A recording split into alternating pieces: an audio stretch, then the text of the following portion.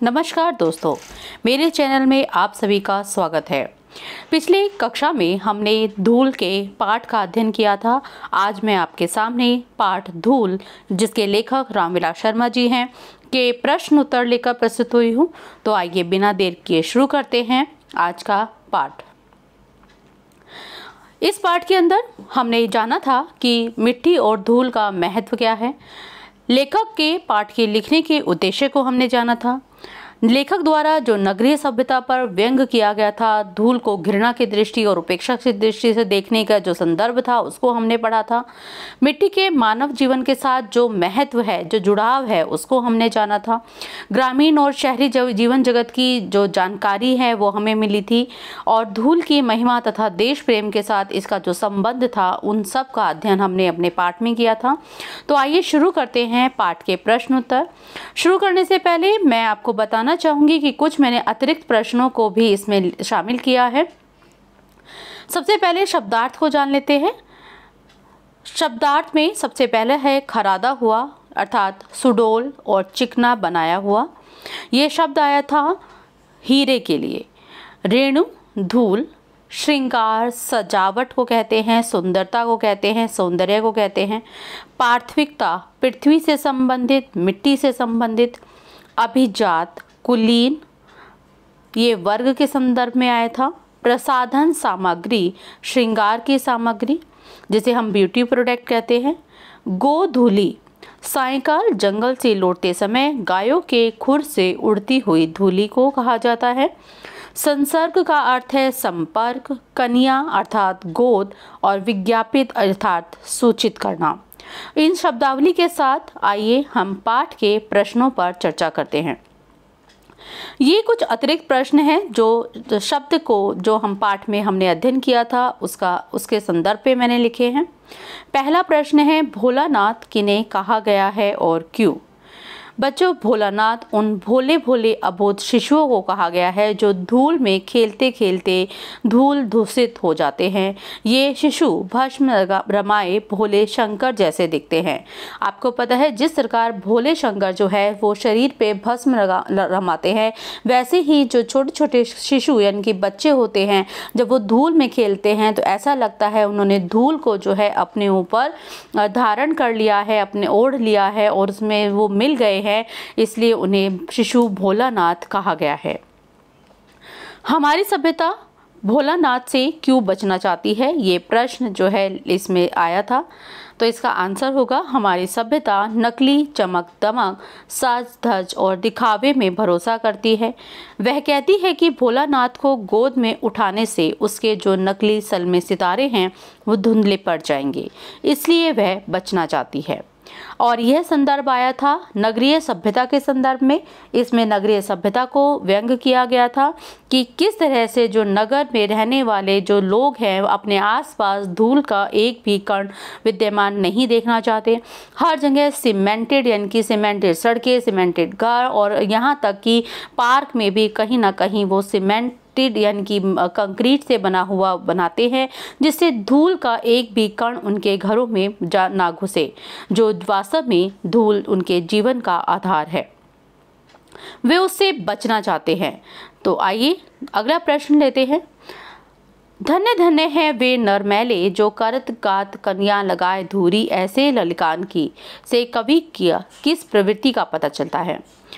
धन्य धन्य है वे नरमैले जो करत गात कन्या लगाए धूरी ऐसे ललिकान की, से कवि की प्रवृत्ति का पता चलता है कि कवि हीरो का प्रेमी है, धूली भरे हीरो का नहीं। आइए प्रश्नों पर, पाठ के पीछे के प्रश्नों पर चर्चा करते हैं। सबसे पहले है, धूल के बिना किसी शिशु की कल्पना क्यों नहीं की जाती? ये पाठ की शुरुआत में आता है और इसका आंसर जानते हैं। धूल के बिना शिशु की कल्पना इसलिए नहीं की जा सकती क्योंकि शिशु चलते खेलते उठते बैठते जब गिरता है तो उसके शरीर पर धूल लगनी ही होती है, और इस धूल दूसरे शिशु का जो सौंदर्य है और बढ़ जाता है। तो धूल उसके सौंदर्य को क्योंकि बढ़ाती है, इसलिए धूल के बिना किसी शिशु की कल्पना नहीं की जा सकती। अगला प्रश्न है, हीरे के प्रेमी उसे किस रूप में पसंद करते हैं? हीरे के प्रेमी उसे साफ सुथरा, खरादा हुआ हमने अर्थ अभी देखा था, चमकदार, शाइन इनकी चमकते हुए और आंखों में चकाचौंध पैदा करते हुए को पसंद करते हैं। लेकिन अगर ये एक हीरा जो कोयले की खान से निकला हुआ है तो उसमें उतनी शाइन, उतनी चमक नहीं होती है, तो उसकी तुलना में जब वो तराश दिया जाता है, जब उसे जो है शाइन दे दी जाती है, उसे काटा जाता है तो उसे ज़्यादा पसंद जो है लोग करते हैं। अगला प्रश्न है, लेखक ने संसार में किस सुख को दुर्लभ माना है?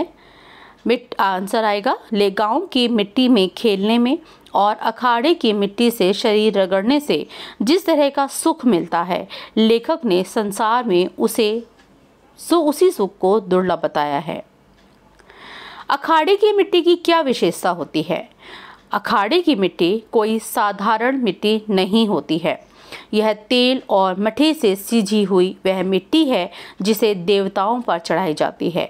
यह मिट्टी शरीर को बलवान बनाती है। युवा इस मिट्टी पर निर्द्वंद भाव से लेटकर ऐसा महसूस करता है मानो वह विश्व विजेता हो गया हो। तो अखाड़े की मिट्टी की एक खासियत जो है विद्यमान है। अगला प्रश्न जो लेखक ने पाठ में पूछा है, लेखक बालकृष्ण के मुख पर छाई गोधूलि को क्यों श्रेष्ठ मानते हैं? लेखक बालकृष्ण के मुख पर छाई गोधूलि को श्रेष्ठ मानते हैं। उनके अनुसार इसके कारण उसकी जो आंतरिक आभा है, आंतरिक जो उसकी चमक है वो खिल उठती है। बालक का जो धूल धूसरित जो मुख है वो बनावटी श्रृंगार प्रसाधनों से कहीं अधिक मनमोहक होता है। वह वास्तविक होने के कारण कृत्रिम सौंदर्य सामग्री से अधिक श्रेष्ठ होता है। इसमें बालक की जो सहज पार्थिविकता है, अर्थात जो शारीरिक क्रांति है, चमक है, वो जगमगा उठती है। इसकी तुलना में बनावटी साज श्रृंगार कहीं भी नहीं टिकता। इसलिए बालकृष्ण के मुख पर छाई हुई गोधूलि को लेखक ने श्रेष्ठ माना है। अगला प्रश्न आता है कि लेखक ने धूल और मिट्टी में क्या अंतर बताया है? लेखक ने धूल और मिट्टी में अंतर बताते हुए लिखा है कि धूल मिट्टी का अंश होती है। धूल मिट्टी से ही बनती है। जिन फूलों को हम अपनी प्रिय वस्तुओं को उपमान बनाते हैं, या अपमान गलती से लिखा है बच्चा, उपमान बनाते हैं, यानी कि जिनके साथ हम उनकी तुलना करते हैं, वे सब मिट्टी की ही उपज है। फूलों में जो रस, रंग, सुगंध, कोमलता आदि है वह भी मिट्टी की उपज है। मिट्टी और धूल में उतना ही अंतर है जितना शब्द और रस में, देह और प्राण में, चांद और चांदनी में। मिट्टी की चमक और सुंदरता ही धूल के नाम से जानी जाती है। मिट्टी के गुण, रूप, रंग की पहचान भी तो धूल से ही होती है। धूल ही मिट्टी का स्वाभाविक श्वेत रंग होता है। इसलिए दोनों में अंतर इस तरह से लेखक ने स्पष्ट किया है। अगला प्रश्न लेखक कहते हैं कि ग्रामीण परिवेश में प्रकृति धूल के कौन कौन से सुंदर चित्र प्रस्तुत करती है? तो उत्तर होगा, ग्रामीण परिवेश में प्रकृति धूल के द्वारा अनेक सुंदर चित्र प्रस्तुत करती है। जब अमराइयों के पीछे छिपे सूर्य की किरणें धूल पर पड़ती हैं तो ऐसा लगता है कि मानो आकाश में सोने की एक परत छा गई हो। सूर्यास्त के बाद लीक पर गाड़ी के निकल जाने के बाद धुले आसमान में ऐसे छा जाती है धूल मानो रुई के बादल छा गए हों, या यूं लगता है कि मानो वह ऐरावत हाथी के जाने के लिए बनाया गया तारों भरा मार्ग हो। चांदनी रात में मेले पर जाने वाली गाड़ियों के पीछे धूल ऐसे उठती है मानो कवि कल्पना उड़ान पर हो। तो कितना सुंदर प्रकृति का चित्रण उन्होंने लेखक ने किया है। अगला प्रश्न है, हीरा वही घन चोट ना टूटे, इसका संदर्भ पाठ के आधार पर लिखिए। मैं आपको बता चुकी हूँ, हीरा वही जो घन चोट ना टूटे कथन का संदर्भ पाठ के आधार पर यह है कि सच्चे हीरे अर्थात किसान, देशभक्त आदि कड़ी से कड़ी परीक्षा को हंसते हुए झेलते हैं। आप वीर सैनिक और देशभक्त विपरीत परिस्थितियों में शत्रुओं से युद्ध करते हुए अपनी जान तक दे देते हैं, परंतु पीठ नहीं दिखाते। उसी प्रकार किसान भी सर्दी, गर्मी, बरसात आदि की मार झेलकर फसल उगाते हैं। ये विपरीत परिस्थितियों में बड़े से बड़े संकटों से के सामने नहीं झुकते और अपना साहस बनाए रखते हैं। वास्तव में बच्चों, यही सच्चे हीरे हैं और लेखक इन्हीं हीरो के संदर्भ में बात कहता है। अगला प्रश्न लेखक पूछते हैं, धूल, धूली, धूली, धूरी और गोधूली की व्यंजनाओं को स्पष्ट कीजिए। मिट्टी इस भौतिक संसार की जननी है। रूप, रस, गंध, स्पर्श के सभी भेद इसी मिट्टी में से जन्म लेते हैं। मिट्टी के दो रूप हैं, एक उज्जवल और मलिन।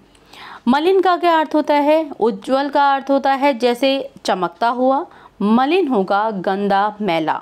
मिट्टी की जो आभा है उसका नाम है धूल।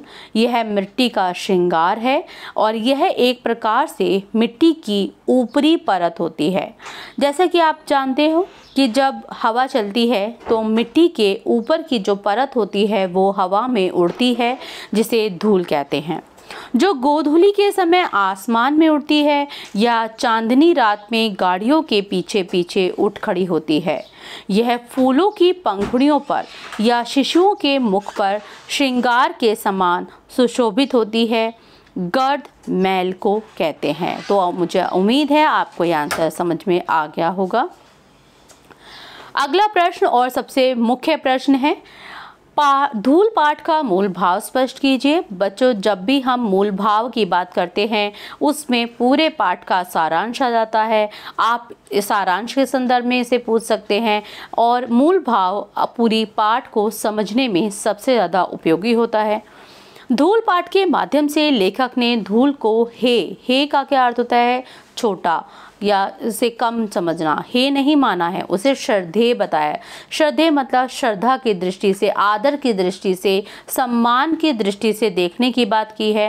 पाठ के माध्यम से धूल की उपयोगिता एवं महत्व को भी बताया गया है।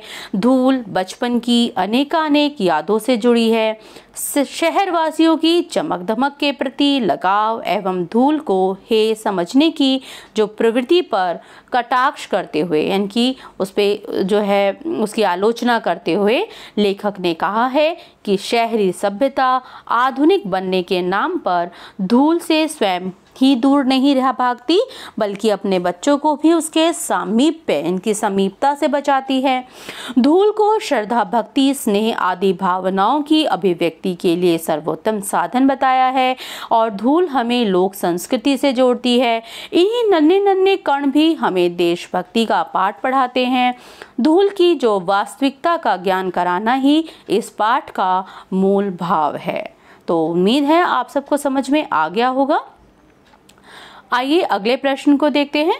कविता को विडंबना मानते हुए लेखक ने क्या कहा है? लेखक ने किसी पुस्तक विक्रेता द्वारा दिए गए निमंत्रण पत्र में गोधूली बेला का उल्लेख देखा तो उसे लगा कि यह कविता की विडंबना है। कवियों ने कविता में बार बार गोधूली की महिमा इतनी गाई है कि पुस्तक विक्रेता महोदय उस शब्द का प्रयोग कर बैठे। परंतु सच्चाई ये है बच्चों कि शहरों में ना तो गाय होती हैं और ना ही गोधूली बेला। अतः यह गोधूली जो शब्द है केवल कविता के गुणगान को सुनकर प्रयुक्त हुआ है, जो वास्तव में शहरों में दिखाई नहीं देता। बच्चों, क्योंकि गोधूली का क्या अर्थ होता है? गायों के जो पैरों के चलने से, जो उनके खुरों से जो धूल उड़ती है उसे गोधूली बोलता है। तो ये गाय तो हमें कभी शहरों में दिखाई नहीं देती और ना ही उनके चलने से उड़ती हुई धूल, क्योंकि धूल के कण से तो शहरों के लोगों को नफरत है। इसलिए ये गाँव में जो वास्तविक जो गोधूली शब्द है, इसका जो हमें वास्तविक रूप देखने को मिलता है वो सिर्फ ग्रामीण क्षेत्रों में ही संभव है। निम्नलिखित के आशय स्पष्ट कीजिए। फूल के ऊपर जो रेणु उसका श्रृंगार बनती है, वही धूल शिशु के मुख पर उसके सहज पार्थिवता को निखार देती है। आशय स्पष्ट करने से अर्थ होता है कि उन पंक्तियों का क्या अर्थ है, और इस तरह के प्रश्न भी परीक्षा में पूछे जाते हैं, तो आपको ये करना बहुत आवश्यक है। इस पंक्ति का आश्रय ये है, अर्थ यह है कि धूल को भूलकर भी हे नहीं मानना चाहिए, छोटा नहीं समझना चाहिए। कारण यह है कि रेणु अर्थात धूल जब फूलों की पंखुड़ियों पर पड़ के उसके सौंदर्य में वृद्धि कर देती है, यह धूल जब बाल कृष्ण के खेलने कूदने से उड़कर उसके चेहरे पर छा जाती है और इस धूल के कारण जब बालक का जो सौंदर्य है और अधिक बढ़ जाता है, तो यह सौंदर्य किसी भी जो प्रसाधन के प्रयोग से बड़े हुए सौंदर्य से भी बढ़कर है। किसी भी जो प्रोडक्ट, ब्यूटी प्रोडक्ट, जो प्रसाधन सौंदर्य सामग्री होती है उसके से भी बढ़कर है। यानी कि धूल सबसे ज़्यादा सुंदर है और यह वास्तव में जीवन का आधार है, जिससे हम अपने आप को स्वयं को अलग नहीं कर सकते। अगला जो आशय स्पष्टीकरण के लिए वाक्य है वो है, धन्य धन्य वे हैं नर मैले जो करत गात कनिया लगाए धूरी ऐसे ललकान की। लेखक इन पंक्तियों द्वारा क्या कहना चाहता है? इन पंक्तियों द्वारा लेखक कहना चाहता है कि इन पंक्तियों में जो कवि है धूल की महिमा को गा रहा है, किंतु उसके मन में धूल को लेकर गर्व नहीं, बल्कि वह धूल को मैला करने वाली चीज मानता है। कौन, किस संदर्भ में? शहरों के संदर्भ में मानता है। अतः उसके मन में धूल के प्रति अपराध बोध है। दूसरे, वह कवि बालकों में भी भेदभाव करता है और वह कहता है कि जो धूल से सने हुए बालक होते हैं और अन्य बालकों में जो है लोग अंतर जो है वो करते हैं। आइए अगले उस पे चलते हैं।